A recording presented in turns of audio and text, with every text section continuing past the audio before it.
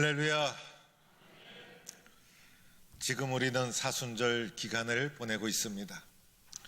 사순절 기간은 고난주간을 포함해서 부활주일 전까지 40일 기간을 가리킵니다. 이 기간이 되면 예수님의 십자가의 길을 묵상하고 예수님에 대해서 담기를 원하고, 그리고 말씀을 깊이 묵상하고 기도에 더 깊이 들어가고, 그래서 우리의 영적인 믿음의 삶을 회복하는 기회로 삼는 기간이 됩니다. 이 사순절 기간에 나의 기도 생활은 어떠한가? 신앙의 본질, 신앙의 핵심이라 할 수 있는 기도 생활의 이상은 없는가? 나는 예수님이 원하는 대로 기도에 정진하고 있는가? 누가복음을 통해서 기도에 대한 가르침을 배우고 있습니다. 특별히 오늘 말씀, 그리고 지난주 말씀도 누가복음에만 나오는 기도에 대한 말씀입니다. 누가는 그의 복음서 누가복음을 통해서 우리들에게 어떠한 기도를 가르쳐주고 있는가? 오늘 말씀의 결론은 1절에 이미 다 나와 있습니다. 보통 말씀을 길게 하고 마지막에 결론을 내리는데, 오늘 누가복음 18장의 말씀은 결론을 미리 내리고 그리고 비유의 말씀을 진행해 나갑니다. 기도에 대한 누가의 가르침, 오늘 말씀의 결론은 항상 기도하고 낙심하지 말아라. 항상 기도하고 낙심하지 말아라. 이것이 믿음의 사람들이 가져야 될 기도의 자세라는 것입니다. 너희들이 어려움을 이기기 위해서 항상 기도해라. 늘 기도해라. 데살로니가전서 5장 17절에도 쉬지 말고 기도해라. 그래서 항상 기도하고 쉬지 말고 기도하는 것, 믿음의 사람들이 해야 될 일이다. 또한 낙심하지 말아라. 세상에 살면서 힘든 일, 어려운 일, 예상하지 못한 시련이 몰려올지라도 낙심하지 말아라. 이것이 너희를 향한 예수님의 뜻이다. 항상 기도하고 낙심하지 말아라. 이것이 우리를 향한 기도에 대한 주님의 가르침인 것입니다. 오늘 예수님께서 왜 항상 기도해야 되는지 비유를 통해 말씀해 주십니다. 어느 도시에 재판관이 있었습니다. 그런데 이 재판관은 하나님을 두려워하지 않고 사람을 무시하는 재판관이었습니다. 하나님을 사랑하고 이웃을 사랑하라, 율법의 가장 소중한 핵심 가르침이었는데 이것을 존중하지 않는 재판관이었습니다. 하나님을 두려워하지 않는다는 것, 무엇을 말합니까? 사람은요, 죄를 짓게 되면 마음속에 두려움이 있어요. 하나님이 나를 벌하시지 않을까? 큰 사고를 치고 나면 내가 죄값을 받지 않을까? 마음속에 두려움을 가지게 됩니다. 그리고 사람의 마음속에는 양심이라는 것이 있어서 양심이 작동하기 시작합니다. 그런데 오늘 이 재판관은 그런 것이 없었다는 거예요.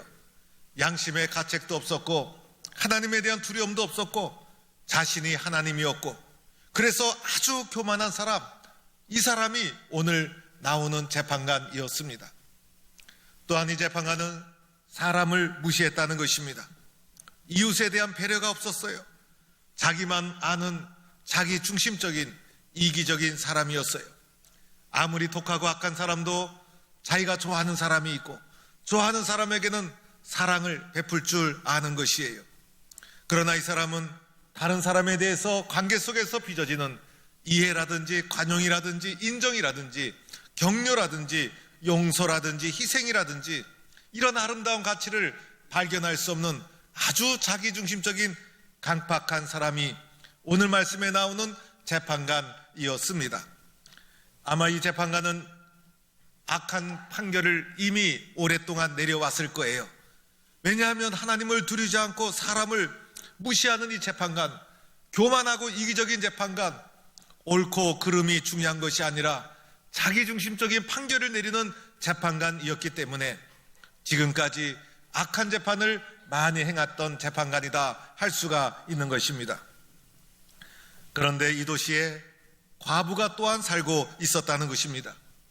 과부는 세상에서 가장 연약하고 힘이 없는 상징적인 존재로 등장하고 있는 거예요. 먼저 이 과부는 경제적, 물질적으로 아무런 힘이 없었을 겁니다. 세상에 힘도 없고 능력도 없고, 그래서 자기의 문제를 해결해 줄 인맥도 없고 물질도 없고, 그래서 아무런 힘이 없는 가난하고 무기력한 사람, 이 사람이 오늘 나오는 가부였습니다.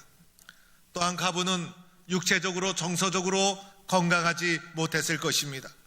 사람이 그래도 부부관계, 가정이 잘 정상적으로 이루어져 있어야 대화도 나누고 식탁도 함께 나누면서 건강을 유지하게 되는데, 아마 이 가부는 혼자였기 때문에 식사도 제대로 나누지 못했을 것입니다. 제가 아는 권사님 한 분도 6.25 때 남편을 잃고 평생을 혼자 사셨어요. 그래서 이분은 항상 먹는 것이 시원찮았어요. 그러다 보니 마음도 울적하고 육신의 건강도 부족하고 항상 어려운 가운데 살으셨던 권사님이 기억이 납니다. 아마 이 가부도 건강이 좋지 못했을 것이다. 또한 이 가부는 아주 외로운 사람이 아니었을까? 마음을 나눌 사람이 없었다는 것입니다. 어느 집사님이 남편이 돌아가시고 나니 대화할 사람이 없어서 가장 마음이 외롭고 힘들다. 어느 목사님이 사모님을 먼저 천국에 보내고 나서 빈집에 들어가는 것이 가장 두렵다. 그래서 혼자 되었다는 것이 너무나 외롭고 힘든 것이었고, 의논할 상대가 없이 인생을 살아가는 이 가부는 몹시 외로운 사람이었습니다. 또한 이 사람은 다른 사람에게 무시당하기 쉽습니다. 남편이 없어 봐요, 무시당하죠. 그래서 오늘 이 가부도 나의 원한을 풀어주셔서 이렇게 간청한 것으로 보아서 지속적으로 무시를 당하고 지속적으로 사람들에게 무시를 당하고 공격을 당해서 그것이 마음의 원한으로 맺어진 이런 상태였다는 것을 알게 됩니다. 사랑하는 성도 여러분, 이러한 문제를 어떻게 해결해야 합니까? 가부에게는 이런 문제를 해결할 능력이 아무것도 없었습니다. 자신의 능력과 자신의 힘으로 자신이 지속적으로 겪고 있는 원한 맺힌 문제를 해결할 수가 없었다는 것입니다. 이 문제를 풀어줄 사람은 재판관 밖에 없었던 것이죠. 그러나 이 재판관이 아주 악한 재판관이 있다는 것이 문제였어요. 가부의 입장에서는 앞이 캄캄한 일이었고 크게 낙심되는 일이었어요. 가부에게는 오늘 자신의 문제를 해결하느냐 해결하지 않느냐, 이 문제를 포기하고 싶은 마음이 충만했을 거예요. 그에게는 포기하고 싶은 이유가 충분히 있었다는 것이에요. 오늘 우리가 세상을 살아가면서 어렵고 힘든 문제를 겪게 될 때 마음속에서 포기할까 그만둘까 이런 유혹을 받게 됩니다. 포기하거나 그만두고자 하는 마음이 생겨날 때는요, 그만한 합당한 이유도 함께 나타나게 되는 거예요. 그래서 포기하고 싶은 이유가 충분히 있었다는 것입니다. 그런데 이 가부는 포기하지 않았다는 것입니다. 이 가부가 어떻게 하였습니까? 주저하지 않고 포기하지 않고 이 가부는 재판관에게 이 문제를 가지고 나가기 시작합니다. 오늘 가부가 재판장에게 문제를 가지고 나가는 장면을 보면 그에게 자주 갔다고 합니다. 자주 갔다는 것은 반복적인 행동을 가리킵니다. 또 가고 또 가고 또 매달리고 또 매달리고 끊임없이 반복하는 행위를 거듭해 나갔다는 것이죠.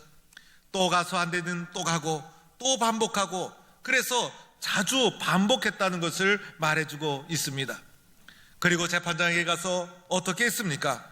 내 원수에 대한 나의 원한을 풀어주셔서 자신의 문제를 내어놓기 시작한 것입니다. 자신의 문제를 알도록 했다는 것입니다.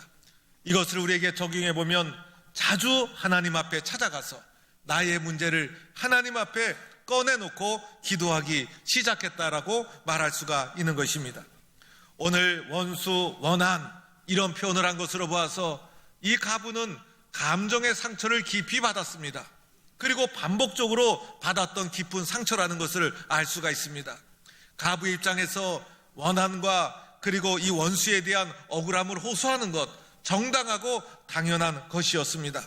그러나 이것을 정당함에도 불구하고 가만히 가지고 있으면 이 문제는 누가 해결해 주지 않습니다.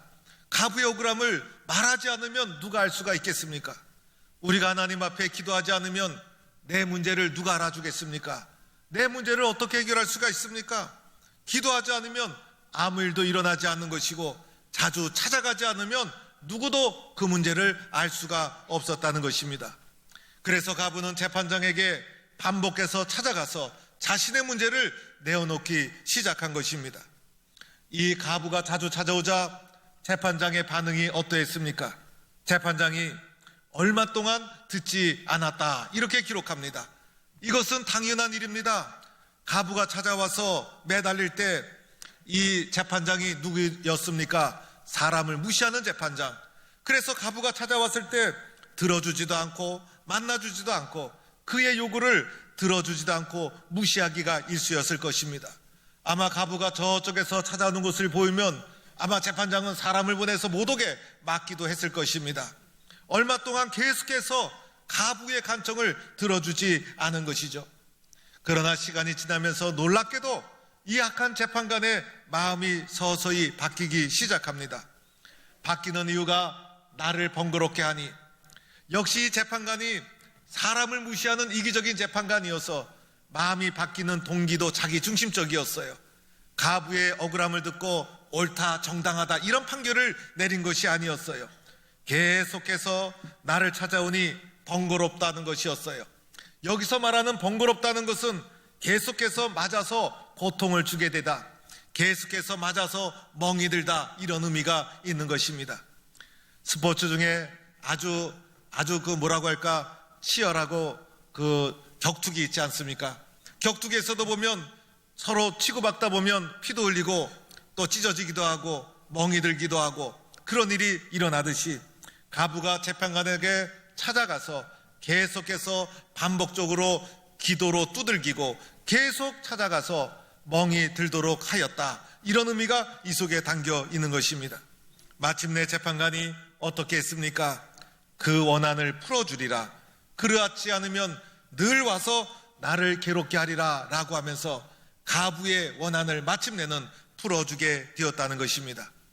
오늘 이 재판관이 가부의 원한을 풀어준 것은 가부의 이유가 정당해서가 아니었어요. 자주 와서 번거롭게 그리고 괴롭게 이렇게 끝까지 끈질기게 간청하는 가부의 요구를 들어주지 않을 수가 없었다는 것입니다. 지난 화요일날 제가 제주도에서 총회 회의와 행사가 있어서 당일로 다녀오게 되었어요. 아침에 대구에서 출발을 했어요. 비행기를 예약하고 나니까 문자가 오더라고요. 혼잡하니 1시간 전에 오라는 것이었어요. 포항공항보다 조금 큰 공항인데 무슨 1시간 전에 가나, 한 20분이나 30분 전에 가도 충분할 텐데 이런 생각이 있었지만은 그날따라 1시간 전에 가야 되겠다라는 마음이 와서 1시간 전에 대구공항에 가보게 되었어요. 가봤더니요, 요즘 비행기 타는 사람 참 많대요. 대구공항 복잡하더라고요. 그 아침인데도 사람이 많더라고요. 단체객도 많고 수학여행 가는 팀도 있고. 그래서 제가 비행기 티켓팅 하려는 그 창구에 딱 가보니까 사람이 줄을 이미 많이 서 있었어요. 제가 줄 서서 기다리는 거 불편해하지 않습니까? 그래서 자동 발매기 없습니까? 요새는 핸드폰으로도 준다는데 그렇게 받을 수 없습니까? 물어보니까 그렇게 지금은 안 된다는 거예요. 그래서 할 수 없이 뒤에 줄을 서서 기다리게 되었어요.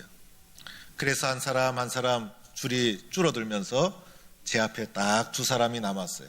야, 이제는 나도 티켓팅 할 수 있겠구나.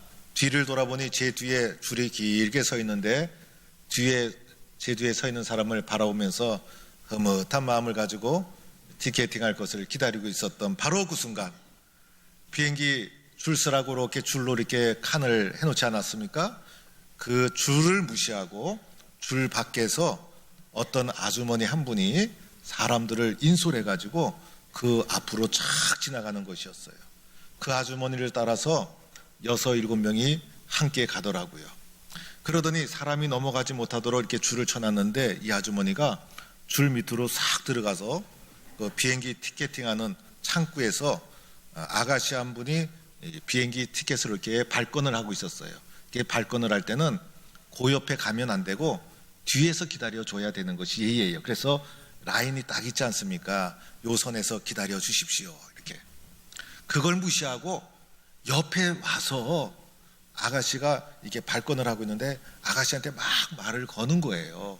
보니까 뭐 표를 달라는 그런 것 같아요. 뒤에 서 있는 제가 보니까 새치기. 예. 제가 아무리 목사지만은 은근히 화가 나더라고요. 그래서 제가 큰 소리로 해서 그 아주머니랑 싸움이 붙으면 제가 아무래도 인상을 보니까 싸움도 잘할 것 같아요. 그래서 줄 서야 되는데요 하고 조용히 얘기했어요. 줄 서야 되는데요. 제 앞에 있는 이제 여자분들은 겁이 나서 아예 말도 못해요. 제가 줄 서야 되는데요 그래서 점잖게 얘기했어요. 그랬더니 그 아주머니가 뒤를 쳐다보더니 신경질이 좀 났어요. 왜냐하면 창구에 있는 아가씨가 자기 말대로 안 해주는 거예요. 그러니까 좀 신경질이 나가지고 뒤를 돌아보더니 뭐라고 그러냐면 킵해 놓은 거예요 이러는 거예요. 그건 뭐냐면 티켓을 여기에 맡겨놨었다는 거예요. 세상에, 저는 비행기 티켓을 카운트에 미리 맡겨놓는 건 세상 처음 들어봤어요. 그래서 제가 딱 들어보니까 거짓말 치는 거잖아요. 그래서 세상에 킵해 놓는 게 어디 있어요? 라고 말하려다가 그 말을 못하고 그냥 줄 서야 돼요 하고 한 번 더 조용하게 얘기했어요.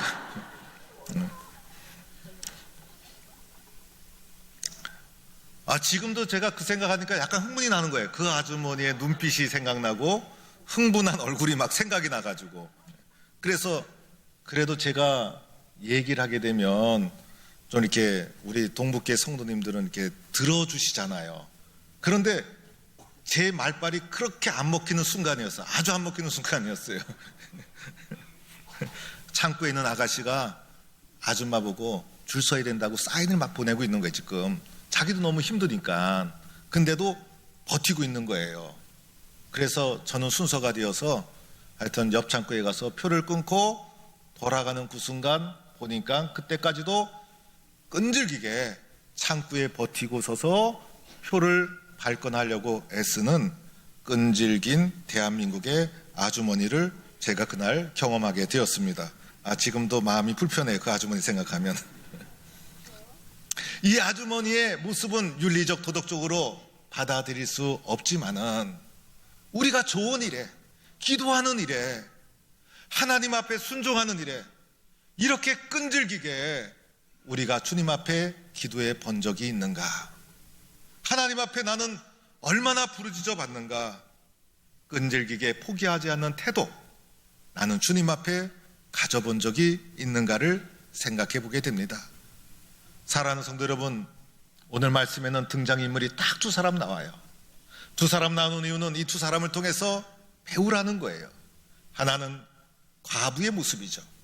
과부의 모습을 통해서 과부임에도 불구하고 억울함에도 불구하고 지속적으로 공격을 당했음에도 불구하고 마음속에 큰 원한이 있음에도 불구하고 이 원한을 풀 길이 없음에도 불구하고 끈질기게 낙심하지 않고 기도하고 찾아가는 과부의 끈질긴 모습을 배우라는 것입니다. 이렇게 기도하라는 것을 가르쳐주고 있는 거예요. 세상에 문제 없는 사람이 어디 있겠어요? 문제가 있을 때 하나님 앞에 끈질기게 기도하면 되는데 오늘 이 과부의 모습을 통해서 끈질기게 기도하는 모습을 가져야 된다 가르쳐주고 있는 거예요. 우리의 기도는 너무 짧지는 않은지, 우리는 얼만큼 주님 앞에 진실하게 기도하고 있는지. 기도는 많이 하면 할수록 좋은 것인데 끈질기게 해야 되는 것이 우리의 기도인데 그것이 곧 믿음인데, 또한 과부가 반복해서 자주 찾아가지 않았습니까? 다른 문제로 가지고 찾아간 것이 아니에요. 한 가지 문제를 가지고 반복적으로 재판장에게 끊임없이 찾아갔듯이 우리의 기도도 반복해서 또 하고 반복해서 또 하고 했던 것을 또 하고 끊임없이 또 하고 끈질기게 자주 하고 포기하지 않고 부르짖는 것이 우리의 기도여야 된다. 오늘 이 시대를 살아가는 믿음의 사람은 어쩌면 세상 속에 과부와 같이 무기력한 연약한 사람일지도 모른다. 초대교회 공동체 안에서 신앙을 가지고 살아간다는 것은 이 과부와 같이 의지할 것 없는 사람일 수도 있다. 그러나 너희들이 끈질기게 기도하면 된다는 것을 말해주고 있는 것이 그리스도인들이 이 세상 속에서 어떻게 살아가고 있는가를 말해주고 있는 거예요. 나는 끈질기게 기도하고 있는가? 나는 지속적으로 기도하고 있는가? 가부를 통해서 우리의 기도의 모습을 다시 한번 재점검하도록 만들어주고 있는 겁니다. 두 번째는 재판장의 모습을 통해서 배워야 한다는 것이에요. 불의한 재판관임에도 불구하고 끈질기게 매달리니 나중에는 응답해 주지 않았습니까? 재판장의 말씀을 통해서 우리에게 이렇게 말합니다. 불의한 재판관이 말한 것을 들으라. 불의한 재판관이 말한 것을 잘 듣고 깨달아야 된다는 것이에요. 재판관이 뭐라고 말합니까? 내가 그 원한을 풀어주리라.